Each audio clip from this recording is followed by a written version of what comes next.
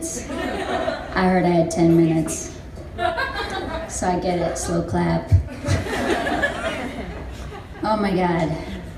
I am so happy the government furlough finally ended. Mostly so I can stop pretending to know what the word furlough means. So anyways, actually I'm gonna move this music stand down. So I'm not playing my trumpet tonight. My name's Hannah Spangler. In the queer community here in DC, unfortunately, I'm better known as Spangles. Don't. I never wanted the nickname Spangles. I simply got stuck with it. But when your go-to curse word is whoopsie daisies, you get stuck with Spangles. When you can't walk into a CVS in this entire city and not be mistaken as a CVS employee, you get stuck with Spangles.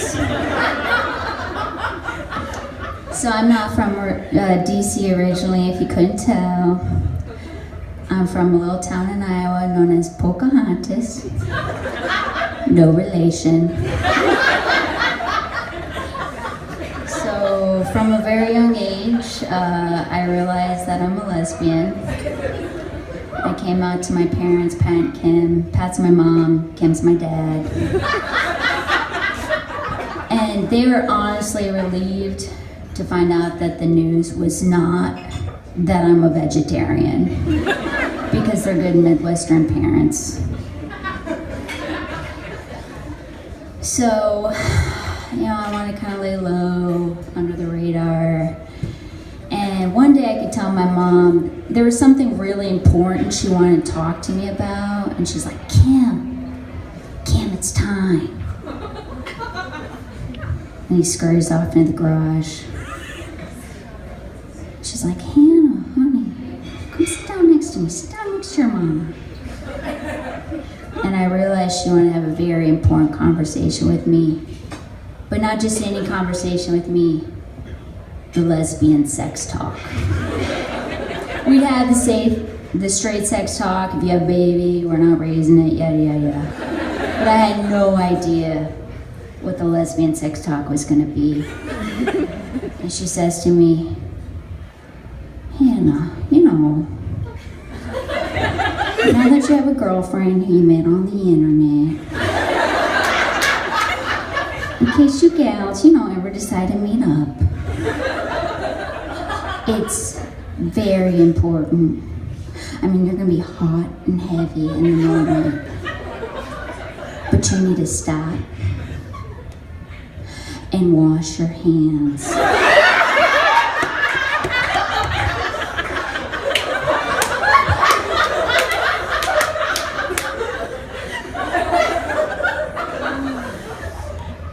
What? She hadn't bothered to Google a damn thing.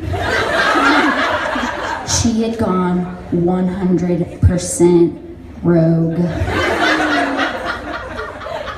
Anyways, I grew up, I've had a lot of success in love and relationships.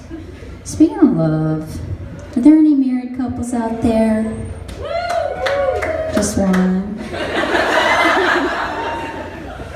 I was married once. Any divorcees out there? I didn't think I'd get one. All right. Thank you for that. Give it time, there will be more. For real though, divorce for me was pretty devastating. But it can also be a time for reflection and a lot of introspective thoughts, and found myself just pondering thoughts about my marriage, like, should I have not lied about going to the gym all those times I was really at Ben's Chili Bowl?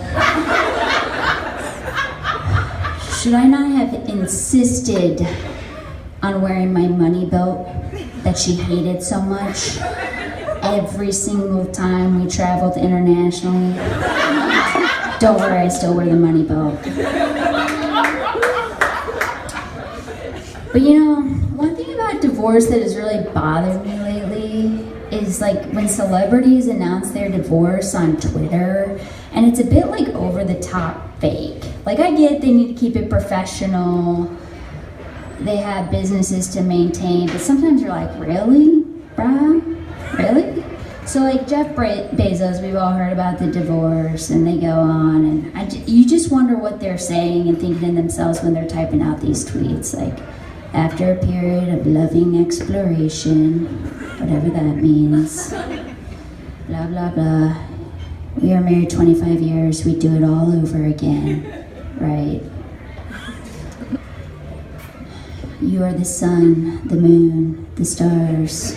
Meanwhile, his wife is really thinking, I hate the way you look when you sleep, Jeff. Your stupid sleep apnea mask. Anyways, some really good things came out of my marriage. We had a wonderful child named Scooter, a miniature poodle. And you always think when you have a dog, like, I'm not gonna spend all this money on my dog, and then you're spending money on blueberry facials, and you're going under general anesthesia once a year to get better dental care than you do. Not that I ever paid money on that. But I think like a root cause of spending a lot of money on our pets is vets.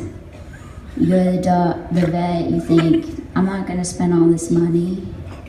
And then there's all these things wrong with your pet. For example, one time the vet was convinced my dog Scooter was overweight. He's like, your dog's overweight. And I'm like, no, he's not. I just accidentally pressed my hand on the scale.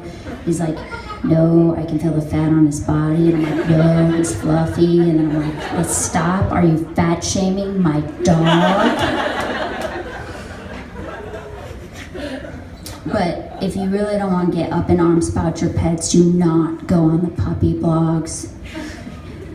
People on there are fully convinced that the rabies vaccine will give their dogs autism. But seriously, vaccinate your pets, people, and your human children too. Alright, last joke. You know who cracks me up a lot?